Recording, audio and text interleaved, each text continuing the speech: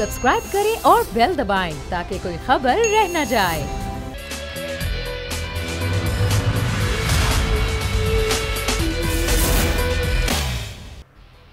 बिस्मिल्लाहिर्रहमानिर्रहीम, अस्सलाम वालेकुम। प्रोग्राम में मैं सुमैया रिजवान आपको वेलकम कहती हूँ। नाजरीन, अफगानिस्तान की सूरत हाल से आज के प्रोग्राम का आगाज़ करेंगे। अफगानिस्तान में तालिबान ने गजनी पर भी कब्जा कर लिया है और गजनी पर कब्जा करने के बाद ये कहा जा सकता है कि जो मुल्क के शुमाली हिस्से हैं वो तकरीबन अब अफगान हुकूमत के हाथ से निकल चुके हैं और ये सूरत हाल एक तरफ जारी है। दूसरी जानिब वज़ीर आज़म पाकिस्तान इमरान खान का बयान भी सामने आता है। वो ये कहते हैं कि हुकूमत पर, पाकिस्तान पर ख़ास तौर पर ये दबाव है अमेरिका का कि वो अमन मुआहिदा जो है वो करें और उसमें साथ दें।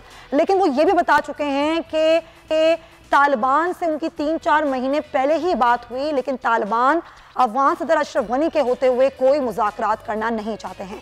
ये सूरत हाल किस तरफ जा रही है, पाकिस्तान अपना किरदार कैसे अदा करे और पाकिस्तान के किसी मुश्किल में फंस गया है, इसी पर बात करने के लिए हमारे साथ मौजूद हैं ब्रिगेडियर गजनफर अली साहब। हमें ज्वाइन करें, बहुत शुक्रिया आपका।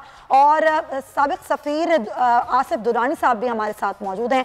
आप दोनों हजरात का मैं शुक्रिया अदा करती हूँ, आपने अपने प्रोग्राम में वक्त दिया। सबसे पहले आसिफ दुरानी साहब, मैं आपसे गुफ्तगू आगाज़ करना चाहूँगी। जो सूरत हाल है अफगानिस्तान की, तकरीबन अमेरिकन इंटेलिजेंस की रिपोर्ट ये कहती है कि नवंबर में तालिबान का कब्ज़ा होगा और काबुल में तालिबान कब्ज़ा हासिल कर लेंगे। इस तमाम तर सिचुएशन में पाकिस्तान कहाँ खड़ा है? क्योंकि पाकिस्तान ये कहता है कि वो तालिबान ये कह रहे हैं कि अफगान सदर के होते हुए तो कोई मुआहिदा नहीं हो सकता। पाकिस्तान किसी मुश्किल में फंस गया है क्या?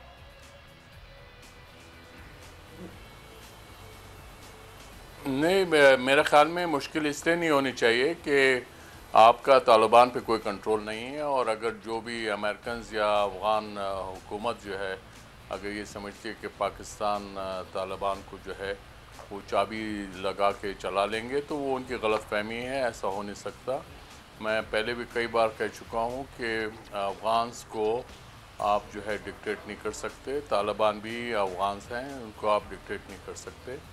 और उससे बढ़कर ये है कि जिस तरह से तालिबान को शिकस्त हुई थी, अमेरिका ने उनको शिकस्त दी, वो तालिबान बिखर गए, फिर वो दोबारा जमा हुए, उन्होंने फ़ाइट किया, 20 साल लग गए और अब जो है अगर वो मिलिट्री जो है विक्ट्री की तरफ जा रहे हैं तो ये अफ़गानिस्तान की तारीख़ का हिस्सा है।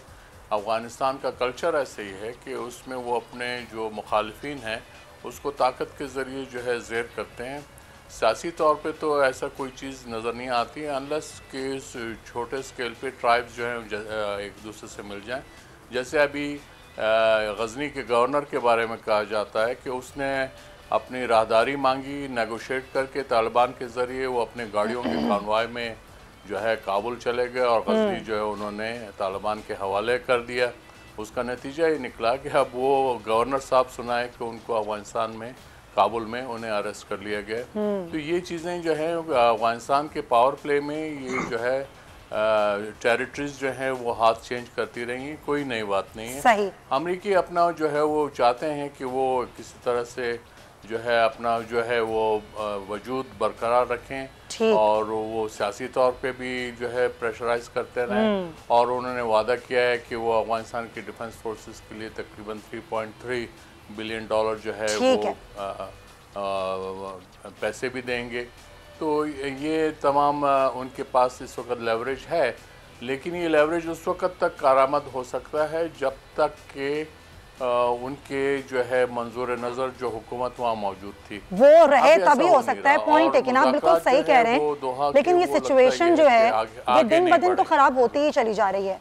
गजनफर साहब को भी शामिल गुफ्तगू करते हैं। गजनफर साहब, पाकिस्तान ने कुर्बानियाँ भी दी, पाकिस्तान ने अमन मुआहिदे में अपना किरदार भी अदा किया, लेकिन आज वही पाकिस्तान है जिस पर इल्ज़ामात की बौछार अफगानिस्तान भी कर रहा है और अमेरिका भी अपना दबाव बरकरार रखा है। हालांकि इस जंग में अमेरिका को कोई कामयाबी हासिल नहीं हो पाई। पाकिस्तान क्या करे सिवाय बयानात देने के? आगे दीगर ममालिक के साथ मिलकर पाकिस्तान क्या कर सकता है? यहाँ बहुत बड़ा सवालिया निशान आपने है, पाकिस्तान क्या कर सकता है?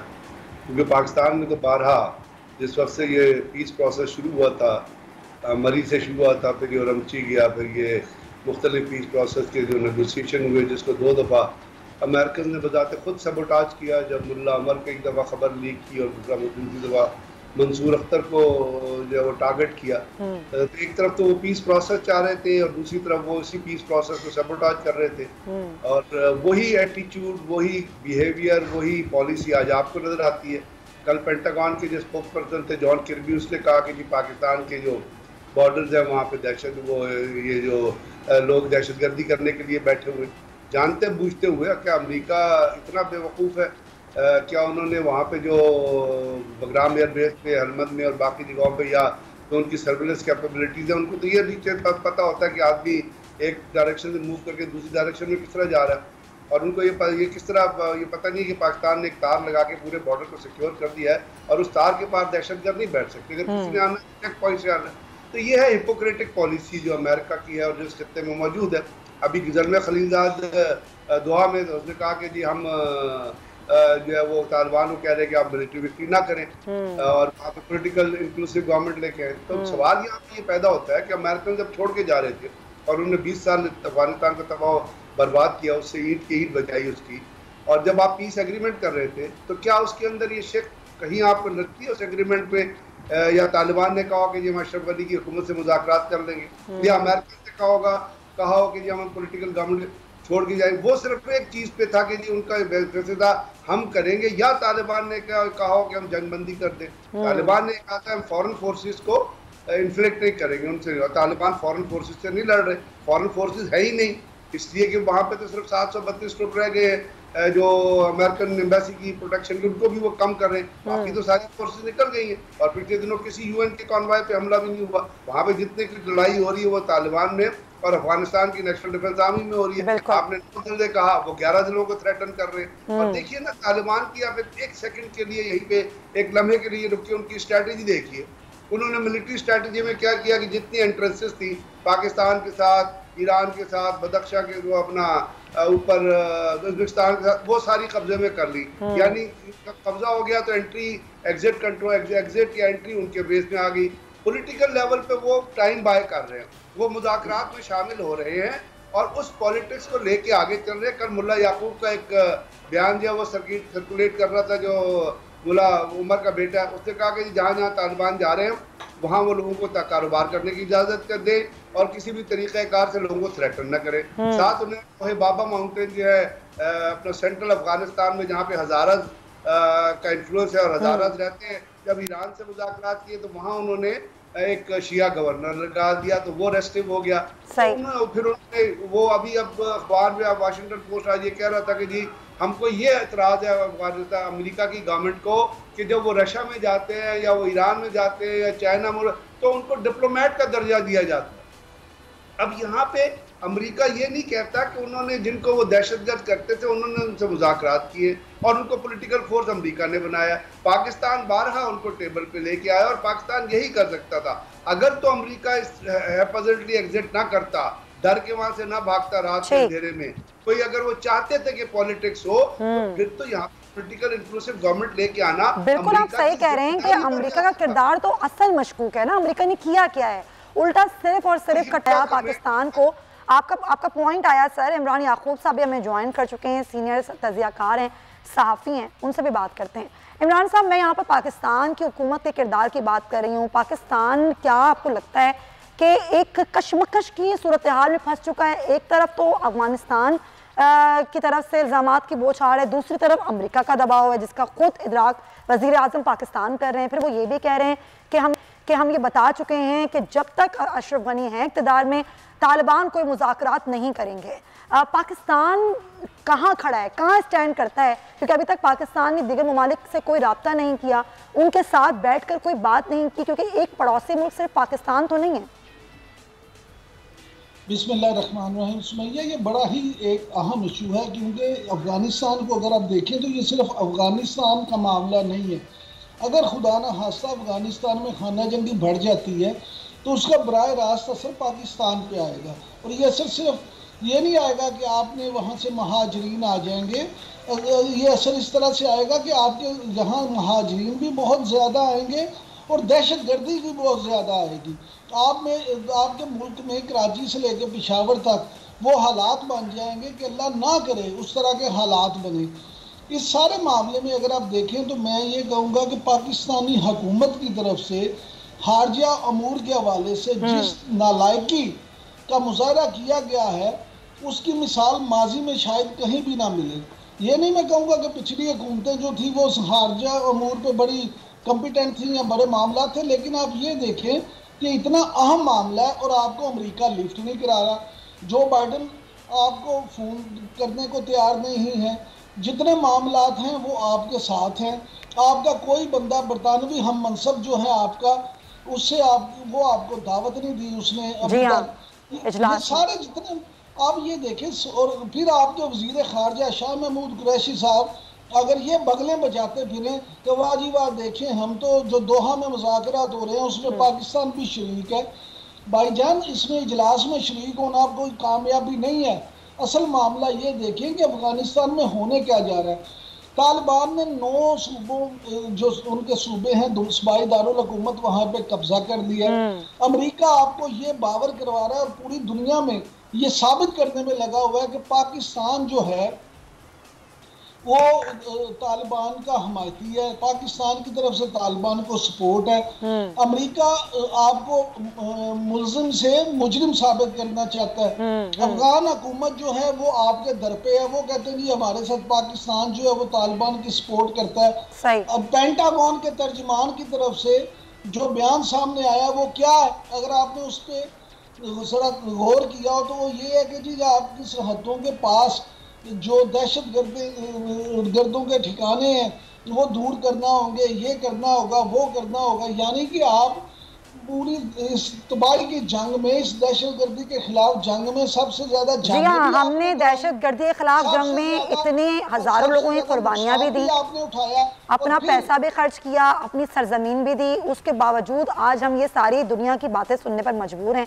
इसमें यकीन हमारी ही कोताहियां हैं कि हम दोबारा से कोई गलती करने जा रहे हैं। Point taken. आसिफ दुरानी साहब, आज अगर ये कहा जा रहा है कि जी तालिबान जब बात करेंगे, जब मुज़ाकरात करेंगे, जब अशरफ गनी इक़्तिदार में नहीं हो, लेकिन आज जो सूरत हाल है वो ये कि अगर अमेरिकन इंटेलिजेंस की रिपोर्ट ये कहती है कि जी नवंबर तक तालिबान का कब्जा होगा दारुल हुकूमत में, क्या आपको लगता है कि उसके बाद भी सिचुएशन तब्दील होने के बाद भी तालिबान कोई मुज़ाकरात करना चाहेंगे?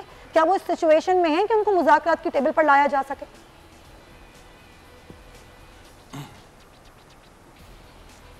देखिए, सियासत में कोई भी हर्फ आखिर नहीं होता। पहले 10 साल जो 9/11 के बाद थे, अमरीकी तो तालिबान का लफ्ज़ सुनने को तैयार नहीं थे, और फिर उसके बाद से इनको रिकन्सिलिएशन में अगले 10 साल लग गए, और पिछले 2 सालों से वो तालिबान के साथ मुज़ाकरात कर रहे थे। तो इसमें हमें जो है ज़रा रियलिस्टिक होना पड़ेगा कि तालिबान बहरहाल एक स्टेक होल्डर है, हमें पसंद हो या ना हो। ये है, ये अफ़गान, ये जो इस वक्त अफ़गान हुकूमत है, ये बेसिकली मुजाहिदीन हुकूमत है। ये पिछले मुजाहिदीन थे जिनको अमरीकी उनको जो है बहुत करीब और अजीज़ समझते थे, और जो सोवियट्स थे वो उन्हें टेररिस्ट समझते थे।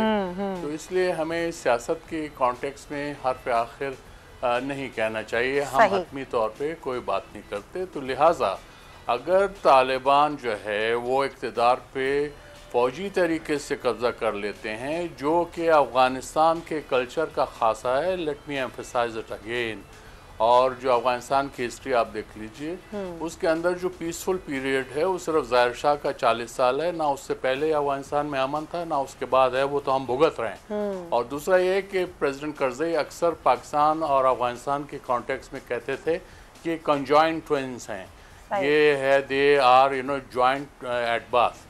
तो अब ये जो कंजॉइंट ट्विन्स होते हैं वो उनके साथ मसला ये होता है कि वो एक दूसरे को घसीटते हुए चाहते हैं, दोनों मसले में होते हैं, और उनको आप सेपरेट भी नहीं कर सकते हैं, क्योंकि अगर आप सेपरेट करेंगे तो जान का ख़तरा होता है।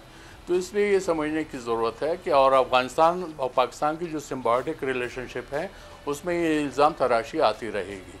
पहले इन मुजाहिदीन जो है वो समझते थे कि हाँ वो हमारी, यानी बाकी दुनिया कहती है कि हाँ वो हमारी पॉकेट में है। आप भी ये कहते हैं कि तालिबान हमारी पॉकेट में है। तो ये चीज़ें जो हैं चेंज हो जाएंगी। और ख़ुद इस वक्त तालिबान जो है, पहले ईरान उनको दुश्मन समझता था, अब तालिबान के साथ उसके जो है ताल्लुकात इतने अच्छे हैं कि वो उनको इक़्तिसादी इमदाद भी दे रहा है और फ़ौजी इमदाद भी दे रहा है। मॉस्को, रशिया उनको करीब नहीं आने देता था। इंडिया, ईरान और रशिया का एक नेक्सस होता था 9/11 से पहले। आज ये है कि रशिया जो है वो उनके साथ मुज़ाकरात कर रहा है। चाइना उनका जो है मुल्ला बरादर जाता है तो उसको फॉरेन मिनिस्टर के बराबर का दर्जा होता है, और चाइनीज़ फॉरेन मिनिस्टर के साथ उनकी जो है वो तस्वीरें पूरी दुनिया में वायरल होती हैं। वो एक क्लियर सिग्नल जाता है। वजह ये हो रही है कि इस वक्त नेबरहुड के अंदर अफगानिस्तान के जो नेबर्स हैं वो ये चाहते हैं कि अमरीकी फ़ौजों का इनखला हो जाए। वो इनखला हो रहा है। अमेरिका अपने आप को चेकमेट फील करता है इस अफगानिस्तान के अंदर। वो समझते हैं कि उनकी जो इस वक्त जो इजारादारी थी वो ख़त्म हो जाएगी। तो ये तमाम चीज़ें इस तरह से वाज़ेह हो रही हैं। सही है, देखने के अंदाज हैं, आप देख लें। और उसमें ज़ाहिर है पाकिस्तान को तो शुरू दिन से ख़तरा है। हमारे लिए ख़तरात तो पिछले 40 वर्ष खतरात तो वहीं के वहीं हैं। आप बिल्कुल सही कह रहे हैं। अब इन खतरात को टेकअप कैसे करना है सर? बिल्कुल सही सर, पॉइंट टेकन।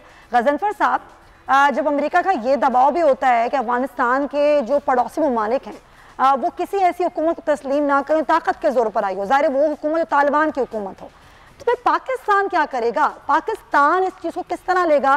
बयानात की हद तक तो बात मुख्तलिफ है, लेकिन पाकिस्तान के पास ऑप्शंस क्या हैं कि अगर वो तस्लीम कर लेता है कि नहीं कर लेता, क्या करेगा पाकिस्तान?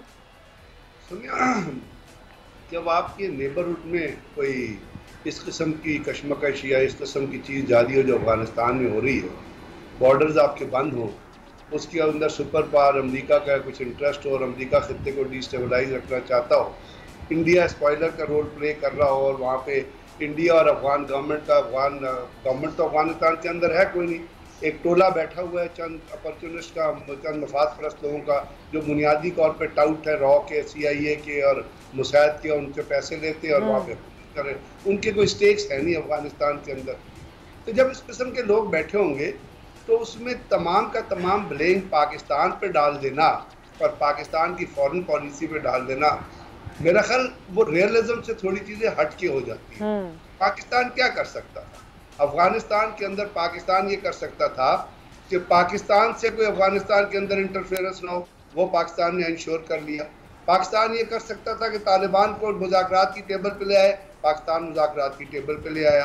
पाकिस्तान ये कर सकता था ज़ल्म खलीलज़ादे को सपोर्ट करे मुख्तलिफ इशूज़ पे, पाकिस्तान ने वो भी करके देख लिया। पाकिस्तान ये चाहता था कि चाइना को और तालिबान को जो है एक टेबल के ऊपर बिठाए, उरमची में और बाकी जगहों पे वो भी बैठ गए। तो ये रोल था। ये पाकिस्तान की फॉरेन पॉलिसी नाकाम नहीं हुई है। अब अमेरिका एक सुपर पावर है।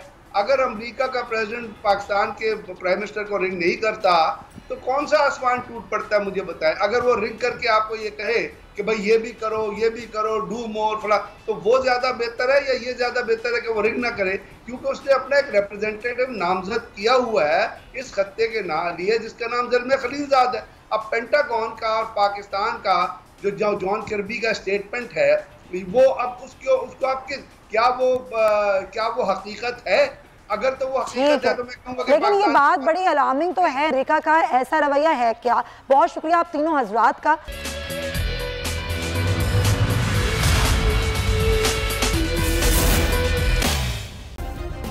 सब्सक्राइब करें और बेल दबाएं ताकि कोई खबर रह न जाए।